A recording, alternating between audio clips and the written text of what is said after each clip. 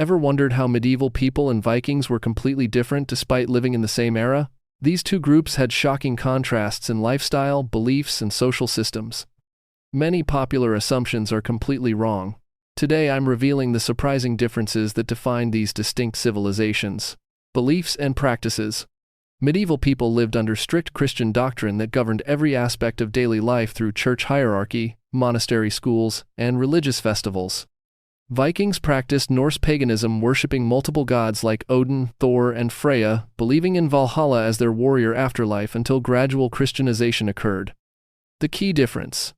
Medieval Christians prepared for divine judgment and salvation, while Vikings sought glorious death in battle to earn entry into the warrior paradise of Valhalla. Structure and hierarchy. Medieval society operated under a rigid feudal system where birth determined social position, i.e., kings, nobles, knights, clergy, and peasants remained locked in their inherited classes with minimal mobility opportunities.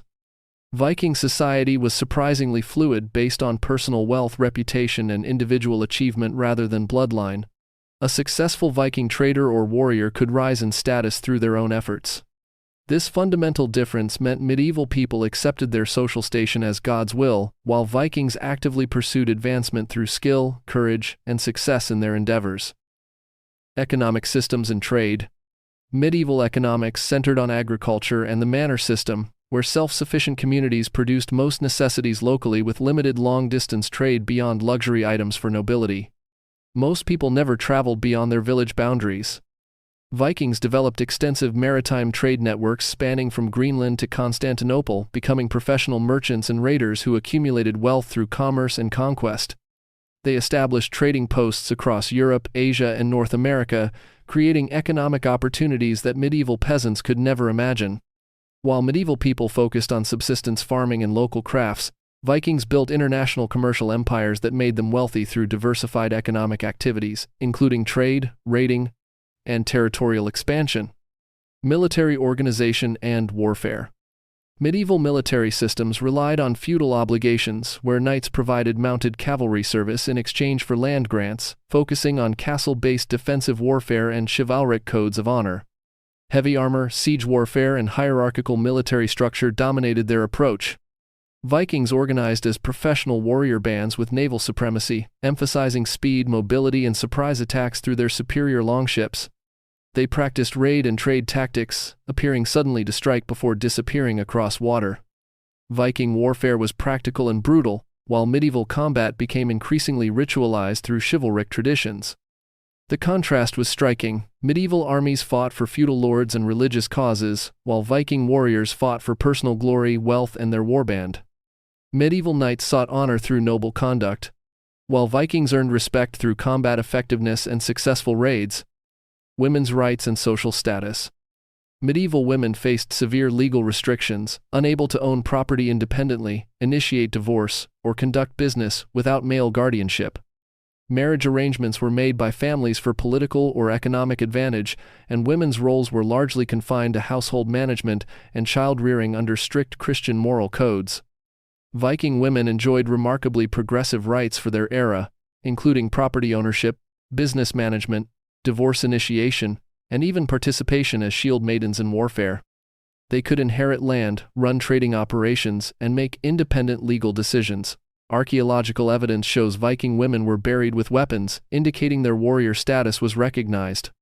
The legal autonomy difference was dramatic. Medieval women were considered property themselves, while Viking women were legal persons with rights.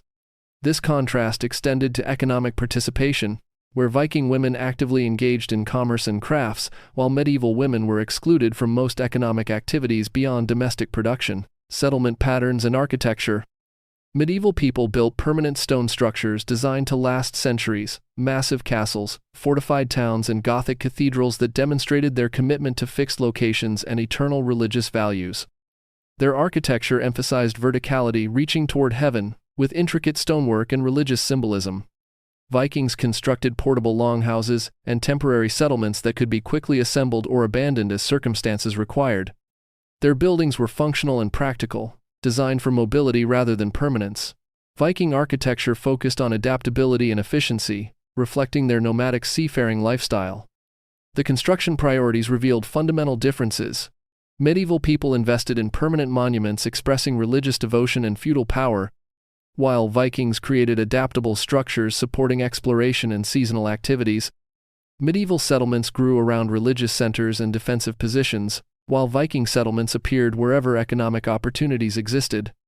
This architectural contrast reflected their different relationships with territory. Medieval people sought to control and fortify specific lands permanently, while Vikings viewed territory as temporary resources to exploit before moving to new opportunities. Cultural values and honor systems. Medieval culture prioritized Christian virtues like humility, charity, and obedience to divine authority, with chivalric honor emphasizing protection of the weak, courtly love, and religious devotion. Honor came through service to God and feudal lords, with salvation being the ultimate goal. Viking culture valued personal reputation, loyalty to one's warband, and courage in battle above all else. Honor was earned through bold deeds, successful raids, and generous gift-giving that demonstrated wealth and power. The honor definitions were fundamentally different. Medieval honor required self-sacrifice and moral purity, while Viking honor demanded personal achievement and fearless action. Medieval people sought honor through conformity to Christian ideals and social obligations, while Vikings pursued fame through individual accomplishment and adventurous exploits. Cultural priorities also differed significantly. Medieval society emphasized collective salvation and social stability, while Viking culture celebrated individual excellence and risk-taking. These contrasting value systems created entirely different behavioral expectations. Medieval people were expected to be modest and obedient, while Vikings were expected to be bold and self-assertive. The result was two completely different approaches to living and defining personal worth. Exploration and geographic scope. Medieval people typically lived within extremely limited geographic boundaries, rarely traveling beyond their local regions except for religious pilgrimages to holy sites like Jerusalem or Santiago de Compostela. Their worldview was fundamentally local and vertical, focused on the relationship between earth and heaven rather than horizontal expansion. Fear of unknown territories was reinforced by religious teachings about dangerous lands filled with monsters and pagans. Vikings were fearless global explorers who established settlements from Greenland to Russia, reaching North America 500 years before Columbus. They viewed the world as full of opportunities for adventure, trade, and conquest. Their geographic ambitions were unlimited, constantly pushing boundaries to discover new lands and resources. The contrast in territorial expansion was remarkable. Medieval peoples sought to defend and improve existing territories through agriculture and fortification, while Vikings continuously expanded into new territories through exploration and colonization. Vikings developed sophisticated navigation techniques using sunstones and coastal landmarks, while medieval people relied on established roads and religious guidance. This difference reflected their fundamental attitudes toward the unknown. Medieval people feared it as potentially evil, while Vikings embraced it as potentially profitable. Viking explorers were celebrated heroes, while medieval travelers were viewed with suspicion unless undertaking religious journeys. Legal systems and justice. Medieval legal systems operated through church law and feudal courts where justice was administered hierarchically by lords, bishops, and kings according to rigid social status. Trial by ordeal was common, relying on divine intervention to determine guilt or innocence through tests like hot iron or water immersion. Religious oaths and testimony carried different weights depending on social rank. Vikings practiced remarkably democratic legal systems through thing assemblies where free men participated in community decision-making regardless of wealth differences. These assemblies heard disputes, made laws, and administered justice through collective deliberation and voting. Viking justice emphasized compensation rather than punishment. Crimes were resolved through negotiated payments that restored social harmony. Trial by combat was available but used sparingly, primarily for serious disputes that couldn't be resolved through discussion. The procedural differences were striking. Medieval justice was imposed from above by authorities claiming divine right, while Viking justice emerged from below through community consensus. Medieval courts focused on maintaining social hierarchy and religious orthodoxy, while Viking assemblies prioritized practical problem-solving and conflict resolution. Legal participation was also different. Medieval commoners had minimal legal rights and couldn't challenge noble decisions, while Viking free men actively participated in legal processes affecting their communities. These contrasting approaches reflected their different concepts of authority and social organization. Daily life and living standards. Medieval daily life revolved around agricultural cycles and religious observances that structured every activity from sunrise prayers to evening vespers. Peasants worked their lord's fields according to seasonal demands, attending mandatory church services and religious festivals that punctuated the yearly calendar. Their routines were predictable and community-centered, with little variation or personal choice in daily activities. Social interactions occurred within stable, hierarchical relationships where everyone knew their position and obligations. Entertainment consisted of religious celebrations, harvest festivals, and occasional traveling performers. Viking daily life centered on maritime activities, raiding seasons, and feast culture that celebrated individual achievements and group loyalty. Their routines varied dramatically based on weather, trading opportunities, and military campaigns.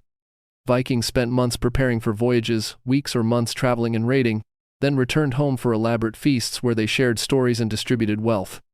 Their lifestyle prioritized adventure, risk-taking, and personal advancement over stability and routine. Living standards differed significantly. While medieval peasants lived in poverty with minimal possessions, successful Vikings accumulated substantial wealth through their expeditions. Viking halls featured imported luxury goods, fine weapons, and elaborate decorations that demonstrated their international connections. The contrast was sharp. Medieval people accepted their lot as God's will and focused on spiritual rewards, while Vikings actively pursued material success and worldly fame through their own efforts and courage. Education and knowledge systems.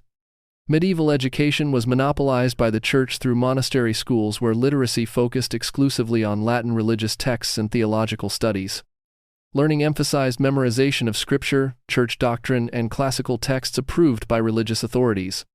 Knowledge was considered dangerous if it contradicted church teachings, leading to restricted access to information and suppression of alternative ideas. Education served to create obedient Christians and church administrators rather than independent thinkers.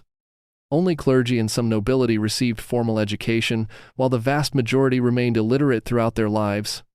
Vikings maintained knowledge through oral traditions that preserved historical sagas, genealogies, and practical wisdom through storytelling and poetry.